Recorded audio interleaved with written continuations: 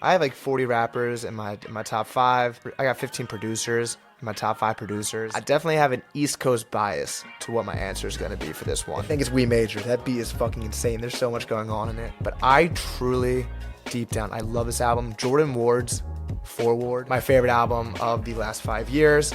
I've said it multiple times. It stays. Not start teasing a song unless you are absolutely ready to drop Chicago, I think is always going to be one of my favorite, if not my favorite, region of hip hop for their style. I think it might be my album of the year. Kendrick Lamar comes on the song. He said, "Motherfuck your big three. It's just big me." Welcome back to the Sound Centric podcast. I am your host, Adam Dash, and today we are back with another mailbag episode. I went on Twitter. I asked you guys to submit me some questions that are music, hip hop related. And right now, we're going to go through some of my favorite ones and try to give you I will give you my most truthful answers from the bottom of my heart. So let's get into it, because the first one, it fucked me up, and I might cheat a little. I might give multiple options. You'll see what I mean. But our first question is from my dog over at On Thin Ice. Hefe, how we doing? He asked me, if you were asked to pick the most iconic beat in hip-hop history, in your opinion, what is it? And, you know, I have like 40 rappers in my top five. I got 15 producers in my top five producers. So I usually go, I say DJ Premier, Kanye West, Alchemist, Ninth Wonder, Dre, Derringer, Dilla. So my thought process when I first went into this, I'm like, I'm probably going to pick a DJ Premier beat. You know, I feel like the most iconic beat, and this could be where I'm from. I'm from outside of Philadelphia. I'm from South Jersey. I definitely have an East Coast bias to what my answer is going to be for this one. And I thought I was just going to pick a Gangstar beat, but the more I thought about it and the more I went down a list of some excellent hip-hop songs, and I thought, if an alien came from outer space, and he was just a really chill dude. He just came down. He's like, I'm just trying to see what's popping, see the culture. What is this hip hop thing that we've been hearing you guys play? What would I show them? And I think it's Shook One's Part 2 by Mobb Deep. I think that's the most hip hop song you can get. I think the beat is just so representative of hip hop. And obviously there's no wrong answer to this, but I don't know, when you think of something to freestyle over, you think of a hardcore East Coast rap song, that's what my mind first went to. So I'm going to go with that as my answer. That being said, I'm going to provide some other choices, all being 90s songs, all mostly being East Coast songs. Because I think, with all respect to the South, which I can give you an answer for the South, I can give you an answer for the West Coast, I just think hip-hop started in New York City at DJ Kool Herc's sister's birthday party, and that's just where hip-hop, that's what hip-hop sounds like. And DJ Premier's from Houston, but he really made that New York City sound in the 90s. But also, I throw in Wu-Tang's Cream. Man, I'm repping them. Cash rules everything around me. Cream, get the money. So that also went in my mind. I said Mass Appeal, Big L. Oh, no, I meant Full Clip, not Mass Appeal. Mass Appeal is great, though. Kind of sounds a little elevator music-y, but I love Gangstar. But Full Clip, Big L, rest in peace. DJ Premier. You could pick any DJ Premier beat. He is hip-hop to his core. I throw in, actually this one's from the 2000s, not from the 90s. I throw in We Gon' Make It. I think this beat is so damn good. Alchemist has too many fucking good beats. He might be my GOAT, truthfully. And then I also throw in Nothing But a G Thing, if we're trying to get the most classic West Coast beat. Obviously Dr. Dre, shout out to him. And I mean, when we're talking about the South, what would be the most famous beat? Maybe Mike Jones, Still Tippin'. I feel like that's another classic one if you're going to freestyle and you want like a Southern beat. Shout out Houston. I'm trying to think I didn't write this one down, but like what's my favorite Kanye beat of all time? I think We Major might be. It's definitely Late Registration. I think it's We Major. That beat is fucking insane. There's so much going on in it. But that is my answer to a long-winded answer of the most iconic beat in hip-hop history. My dog Reed Starks was on the last episode. You guys should watch that. He asked me, If you had to compile 3 albums that would define the past 5 years of your life, what would they be? And I recently went on another podcast and I talked about my top 5 favorite songs of the 2020, or top 5 favorite albums from the 2020s. And I'll start with this first one. A certain one moved up my ranking because I thought maybe it was recency bias, but I truly, deep down, I love this album. Jordan Ward's Forward, even the deluxe album, More Ward with Mustard on it and Zoomies. I think this is one of my favorite albums of the 2020s. It keeps getting better. I had to make sure it wasn't just that first year of listening to it that I love it. Fam Jam 4000 and IDC with Junie, I don't care. Both have risen up the ranks of my favorites, some of my favorite songs of all time. And someone's in that St. Louis water. Shout out to Drew Kelly. Shout out to Smino. Shout out to Paco. St. Louis is Sexy Red. St. Louis is insane. They all got unique voices. Jordan Ward is just, it just hits my ear in that way. If you get it, you get it. If you don't get it, you don't get it. Player 2, Song of the Summer. But that's one album read and to the audience that represents, I think, the last 5 years of my life. Was by far my number one favorite album last year. I also threw in Call Me If You Get Lost. You can kind of say I got flower. Oh, do I have it behind me? I got it right behind me. Right there. Shout out Tyler. A lot of albums, you really love them when you have an experience with them. If you sit inside all day, maybe you're playing video games, you'll like it. But if you sit inside all day and do nothing, how much of the music will really connect with you as much as when you can form a memory with it and live through something with it. And I was just on a summer internship with my friends in a different country when this album came out. I saw it on tour with Vince and Callie opening and Tizo. I am obsessed with this album. I love it. It's probably my second favorite Tyler album after Flower Boy. It's dope. There's no skips on it. Maybe that one, I'm blanking on the title of it, but the really long song, which is like second to last song where he's doing the whole storytelling thing. But it's a great song in general. It's just not something I would listen to outside the album. But Corso comes on my gym playlist like every single day. I'm really bad with song titles. I should have had this written up, but the track with Lil Wayne, because Tyler and Lil Wayne need a whole collab album. That shit is insane. What's Your Name? Tyler's very similar to Kanye in my opinion, with being able to find the perfect features for songs and get the best out of them from people you don't know would work. Or sometimes it's like a low-key artist at the time and they just fit perfectly. It's like Rex Orange County on and Cali throughout Flower Boy. And What's Your Name? Fire track. 4-2 Doug, I'm blanking on the name once again of the song, but love that one. And it's just an amazing album. I thought you wanted to dance. And Brent Faiyaz singing kind of off tune. Sounds beautiful. And Tyler singing out off tune with his high pitched vocals. It's never missed ever. So that album. Throw in there. And lastly, my favorite album of the last 5 years. I've said it multiple times. It stays. Alfredo by Freddie Gibbs and The Alchemist. Because how could it not be? The best rap album from the last 5 years. And I'm sorry to Forever Story left you out. I love you like a child, but my fourth favorite child. Alfredo is just so damn good. I think Freddie's really good in the moment of including pop culture references that are very timely, that you can tell he like just made the album. So obviously 1985, Michael Jordan, I Travel with Cocaine Circus was coming out during the whole Last Dance series. You got Rick Ross delivering a crazy feature. Peter Parker, but I yet to reach my pinnacle. Lord. You got Tyler doing an amazing song, something to rap about, saying Mykonos wrong. You got Benny the Butcher delivering one of my favorite feature verses ever. Gave lines to abusers, now abuse y'all with lines. They need to patch up, whatever. They're never going to patch it up. But they should for my sake, because I would love the album together. And what other features on there? I'm blanking on one. Baby Shit, crazy song. Always play that in the gym. Oh, Conway. Oh, my Lord. My cash app stack every now and then, like that's enough. She like at least FaceTime. Your baby don't see your ass enough. And my oldest son failing math, that shit ain't adding up. I guess I ain't around being a dad enough. I mean, real. Skinny Suge. Song will make you tear up.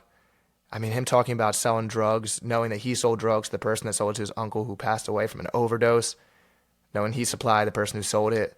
That guitar on there, insane. All glass. which I recently did in a ranking saying it was my least favorite song is the best way to phrase it because it's not a bad song. I mean, Yeezy's on, but I ain't never seen a Sunday service. What a crazy track. What a way to end it. 1985, what a way to start it. Yeah, this is by far one of my favorite albums of all time. I think it's like 10 on my list. All right. My brother, my blood, actually, Brett Dashevsky, shout out to you. I love you. He's asked me this question separately over text, but he's a good brother, so he hit me in the tweet, so I didn't, to boost up the comment section and make it seem like I wasn't ghosted by people. He said, I keep hearing the same snippets of songs on repeat on TikTok before they release, and then the comments are actually negative, complaining about the replay they've heard already, only for the song to still not be released. Management, labels, what are you doing? What's with the forced play cycles we're seeing now? And I know what he's talking about, because for one, he texted me, but I also go on TikTok, so I see these things. He sent me an example, and I've seen it myself. I've noticed it. The Kid Laroi has been teasing this Pharrell-sounding 2000 song. It sounds really dope. The snippet shows him in a car singing the song, and fans keep asking, when's it dropping? Where's it at? We like it. And I'll say this to all artists. Do not start teasing, and this is his management fault. He responded to a fan saying, management won't let him drop it. And this is a message to all artists. Do not start teasing a song unless you are absolutely ready to drop it at a moment's notice in case of the chance it goes viral. And clearly the best example of that recently has been Tommy Richmond. Tommy Richmond dropped an amazing song that sounds like a Michael Jackson song called Selfish. He teased it and he dropped it. And then he starts teasing a song called $1 Million Baby. It's amazing. He starts teasing it. It's a cool video. It seems like a VHS tape. The bass is booming in the studio. And my guess, I don't know this. I don't know Tommy Richmond or his team, but I'm a huge fan. I'm going to guess that their plan was to release the song later in the summer. They were just starting to tease it and throw it out. And every single person was like, we need this. We want it with the bass pumping in it. We hope you don't just come out with a new version of it where it sounds clean. And what did Tommy do and his team do? They released the song within 2 weeks and said, know what? We could have kept doing post-release promotion on Selfish, which is still probably doing well. It's a great song. But we have this moment right here, and we have to take advantage of it. And they released a VHS version with the bass booming, which is the coolest version. We've seen artists release a high-pitch version, slow reverb version, and slow down, chopped and screwed version. But we've never really seen an artist actually take the fans' desire for like a specific thing they heard in a snippet, such as it being the VHS tape version, which I thought was awesome. And they dropped it right away. It became his first number one song. He's an independent artist. He signed to Brent Faiyaz's label. And people are so confused by the success. And they're like, he has to be an industry plant, even though he's been making music for 2 years and he's been doing small shows forever. And they're trying to come up with excuses. But no, he took advantage of his moment. He didn't wait on it. And people are saying on this Kid Laroi song on TikTok, they're like, I don't even want this anymore. I see it on too many TikToks. I've heard the same line so many more times. I don't want to hear this bullshit anymore.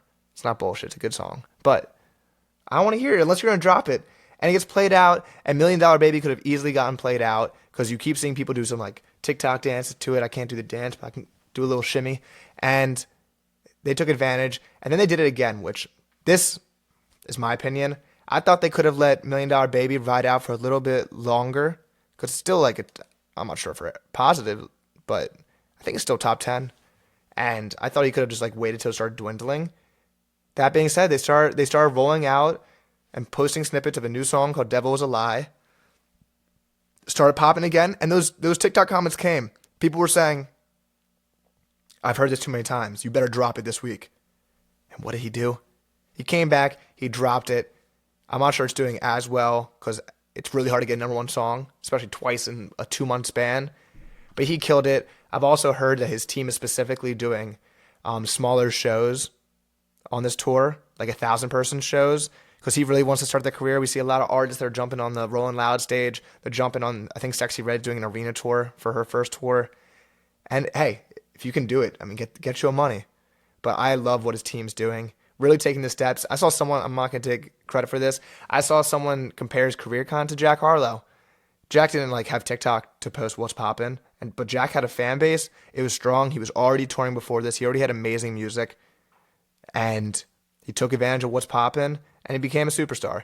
So we'll see if Tommy does that. Jack also has the personality that like made him so likable. I haven't really heard Tommy speak outside the music. I've seen a few interviews, but maybe if he does that a little more, we're gonna have another superstar on our hands. Next question. My dog, YK my name. Shout out to you, brother. He asked, what region do you think is the biggest trendsetter for hip-hop sound-wise? And before, I was talking about how New York is hip-hop to its core.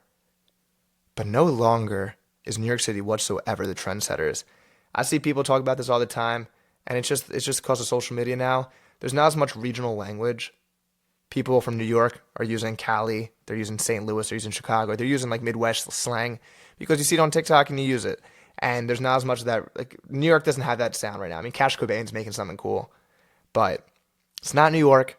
It's not LA, like Kendrick was saying. Also, this is a side note. It's a hot take, but Kendrick could collab with more LA artists. But my answer to this question, sorry for the pregnant pause. I think I have two answers.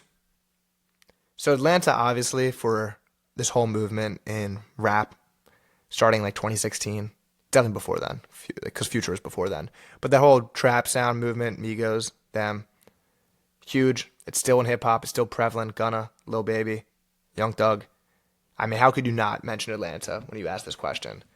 But I also think Chicago is a huge one. And drill, obviously, is also big across the pond in England. But Chicago has really been doing that with the Chief Keef in the 2010s, which is now one of the most prevalent sounds. And then you got like the Chance the Rapper, Saba, No Name, Smino, although he's St. Louis, we'll group him in because he used to take trips out to Chicago. I like to call it, which this makes no sense because none of them are Dreamville artists, but it's kind of a Dreamville sound to it that I think it's kind of what most boom bap rappers are trying to sound like these days, is that like 2010s mixtape Chicago sound. And I think Chicago's still pumping out amazing artists. Shout out to KO, shout out to SAR, shout out to D2X, shout out Brittany Carter, shout out to Kalia, Morgan Gold, hoping I'm not forgetting anyone. Oh, Kirali Payne. But Chicago, I think, is always going to be one of my favorite, if not my favorite, region of hip-hop for their style. My guy, Gen Direct Music, shout out to you, bro. He asked me, we've almost completed half of 2024. Fuck. That's insane. What are the moments in music that have defined it? So let's start with the obvious. Like That came out, I was on FaceTime with 10 people, 10 hip-hop friends. And this was probably one of the dopest moments I've had connected with hip-hop ever. Future drops Like That. Kendrick Lamar comes on the song. He said, motherfuck your big three. It's just big me. Which I still don't think is like that crazy of a line. But it was the moment like, damn, he's really coming at them boys. And Future, it's like, I thought Future and Drake were best friends. Like, what's going on here? And then J. Cole responds, right, first with 7 Minute Drill, which I will stand by because I'm a Cole stan. I think it's still an incredible song, and it's fucking hard. And then J. Cole gets on stage at Dreamville Fest. I'm watching it live in my room, and I'm like, he's not doing what I think he's going to do. And he apologizes for 5 straight minutes and kills all hype for his own album that's dropping, The Fall Off, to the point where fans are speculating, is he doing this on purpose? Is he manufacturing his own fall off? And then on top of that, they drop a second tape of Metro and Future, which is also a huge moment. Then A$AP Rocky starts getting in this, and he's throwing shots at Drake, where it's like, bruh, why are you trying to get into this? And Metro Boomin is clearly not fucking with Drake, and The Weeknd is not fucking with Drake, and Drake comes back and starts a war. He drops Push-Ups, still one of my favorite songs from the battle. Your last one flip, you really not shit. You hated on this shit because you hated me and said, the way you doing splits, boy, your pants might rip. Shit's fire. He came back with that. I'm going to try to guess the order in my head because I did not write it down. He dropped another song, Push-Ups. Then you guys know what happened. You guys were around for hip-hop. You're on Twitter. That was the coolest moment in hip-hop history that I've ever experienced. It was cool seeing Story of Adidon, but I was just like 17. Like now I don't really remember it as much. This was the coolest moment. I was at a bar with two friends, Mike Quill, Bluff, and we were talking about the battle. And a guy overheard us, came over, and he's like, "Are you guys talking about the Drake Kendrick beef?" And we're like, "Yeah." He's like, "I've had no one to talk about this with." And we sat there and we talked about the beef for longer. I've never had that cool moment in my time where the hip hop conversation was so sick. Because for a long time, people were saying that hip hop is dead. Questlove, even after this, said hip hop is dead. Sir, shut up and play your drums. Because hip hop is alive and well. By the time this comes out, Kendrick would have done his new party, his new Kendrick and Friends thing. So we'll see what comes with that.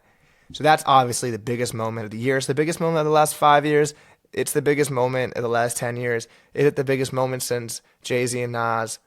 You tell me, you hip hop historians out there that were alive for that and were functioning people that were like in their like teenagers, 20 years. I don't need like people who are 5 years old talking to me about that.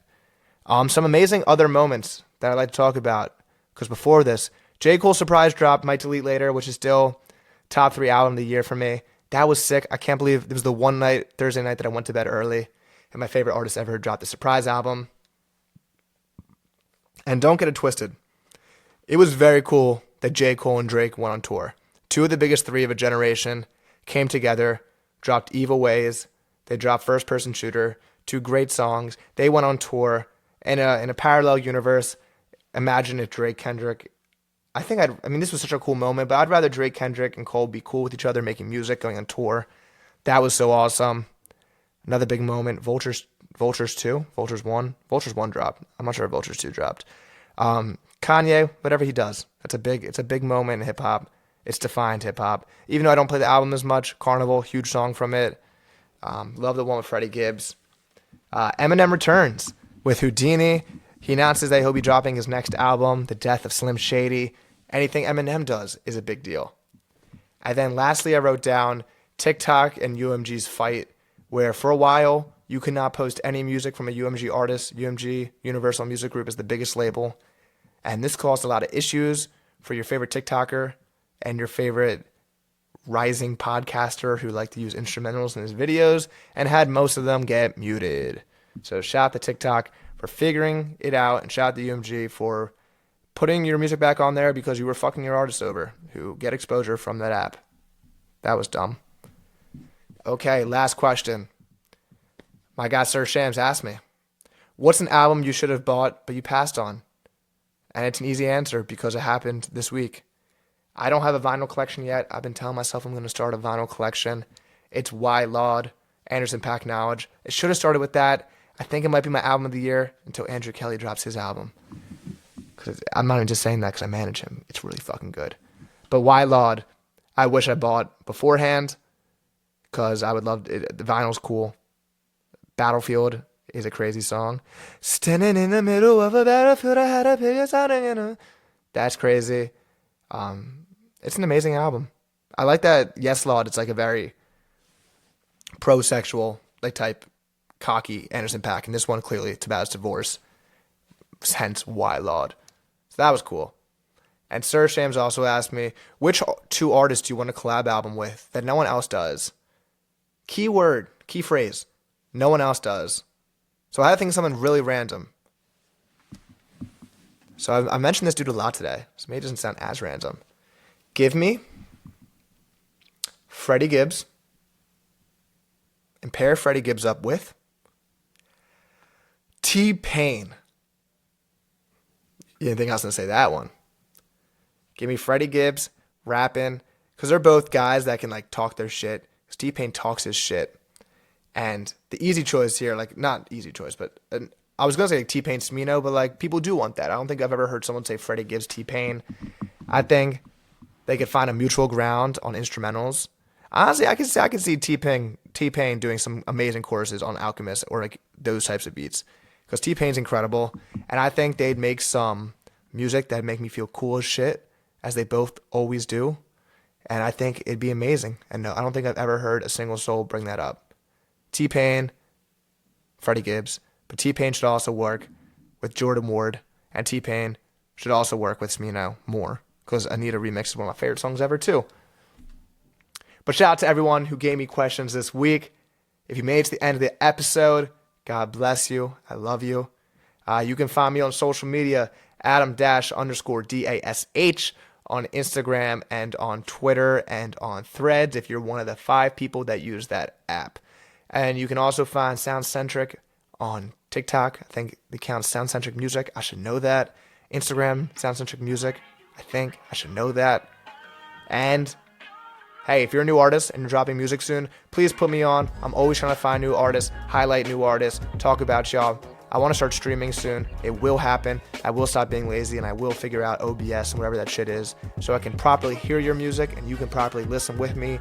And I want to bring artists on to interview them if I love their song, do quick interviews. That'll be really cool to do soon. So yeah, hit me with your music. Talk to me about hip-hop on Twitter. I'm on it a lot. And this is my favorite thing to do in the world. I love talking music. I like these episodes. So thank you to anyone who submitted questions. And we shall see you next time. Peace.